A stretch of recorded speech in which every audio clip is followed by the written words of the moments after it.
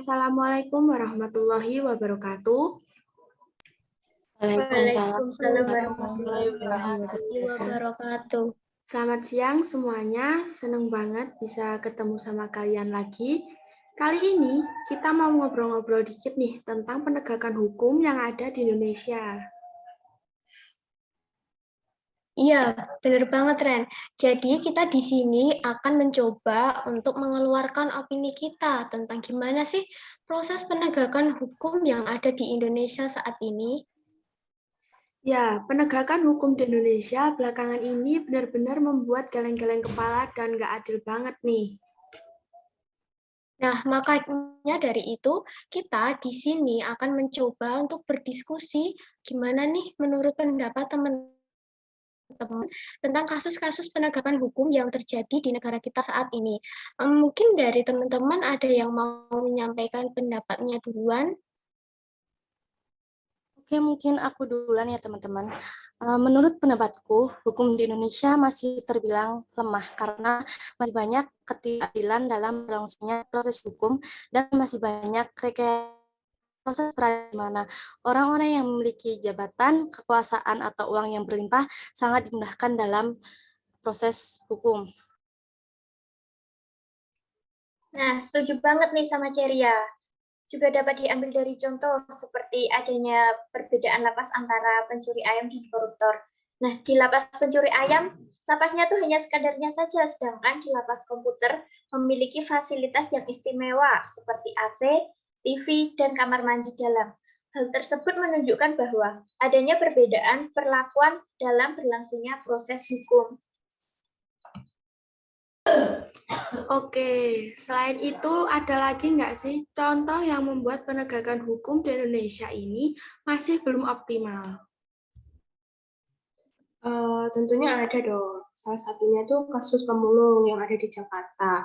Dia tuh dituduh memiliki 1,6 gram ganja oleh beberapa oknum polisi. Terus ada lagi nih kasus korupsi Ketua DPRD Bengkalis. Dia itu korupsi sebesar 31 miliar dan hanya divonis 1,5 tahun penjara doang serta denda 50 juta. Kayak gitu nggak adil banget kan? Meneruskan dari pendapatnya Retno tadi ya, ada contoh yang dulu sangat terkenal banget, kasusnya Gayus Tambunan. Dari sisi demokrasi dan hukum yang berkeadilan, tentu saja itu nggak adil. Hingga organisasi HMI demo untuk menegakkan keadilan pada si mafia. Gimana bisa si mafia yang di penjara bisa makan di restoran dan melihat pertandingan tenis? Nah, dari kasus-kasus itu udah kelihatan banget kan kalau penegakan hukum di Indonesia itu masih kurang adil dan berpihak sama yang punya jabatan dan uang saja. Dan ada satu lagi nih kasus mahasiswa UNS yang ditangkap polisi karena memberikan kritik lewat poster. Padahal kritikan itu tidak menyinggung unsur kebencian dan tidak ada kata-kata kasarnya sama sekali. Nah, benar. Aneh kan, teman-teman? Terus, teman-teman tahu nggak sih alasan aparat kepolisian membubarkan hingga mengamankan peserta aksi penyampaian pendapat karena mengganggu ketertiban? Padahal kan tugas polisi itu menjaga keamanan dan ketertiban masyarakat. Namun ketika masyarakat mencoba menyampaikan pendapatnya dan hal tersebut dianggap mengganggu ketertiban, secara tidak langsung polisi telah berperan menjadi aktor anti demokrasi. Benar banget. Tapi ada juga sih beberapa kasus yang menurutku udah ditangani secara adil. Contohnya kayak kasus Heri Wirawan yang memperkosa belasan santrinya. Dia sekarang dituntut hukuman mati dan dikepiri oleh jaksa penuntut umum. Nah, hukuman itu juga udah sesuai dengan pasal yang telah ditetapkan pada pasal 81 ayat 1, ayat 3, ayat 5, UU RI nomor 17 tahun 2016, dan UU tentang perlindungan anak. Nah, benar banget tuh. Tapi ada juga nih kasus yang membuatku aneh. Kayak kasusnya Rahel V-nya, yang kabur dari karantina itu. Dia ditetapkan tidak bersalah karena dia sopan di pengadilan. Terus ada lagi nih kasusnya Gaga Muhammad yang hanya dituntut 4,5 tahun penjara aja karena sopan dan masih muda setelah dia mabuk dan mengemudi dengan mabuk. Sehingga membuat dia kecelakaan, sehingga teman yang ada bersamanya saat kecelakaan itu mengalami lumpuh, sehingga nggak ada pertanggungjawaban juga nih dari kakaknya. Apa kayak gitu adil?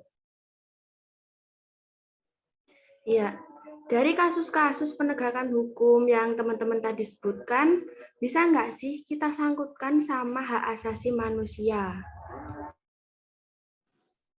Jelas bisa pastinya, karena di sisi HAM merupakan hak yang dimiliki manusia untuk mendapatkan keadilan. Sedangkan penegakan hukum saat ini seperti yang dikatakan Eca, tadi masih banyak yang membeda-bedakan hukum secara kasta. Dan ini tidak sejalur dengan apa yang HAM lakukan. Namun, di sini pemegang kekuasaan masih berlaku sewenang-wenangnya dalam hukum.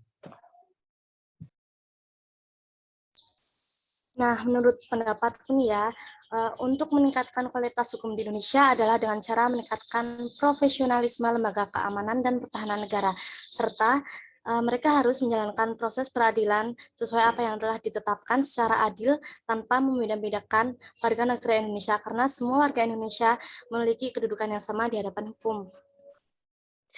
Dari kasus-kasus yang ada, menurutku perlu diadakannya edukasi kepada masyarakat.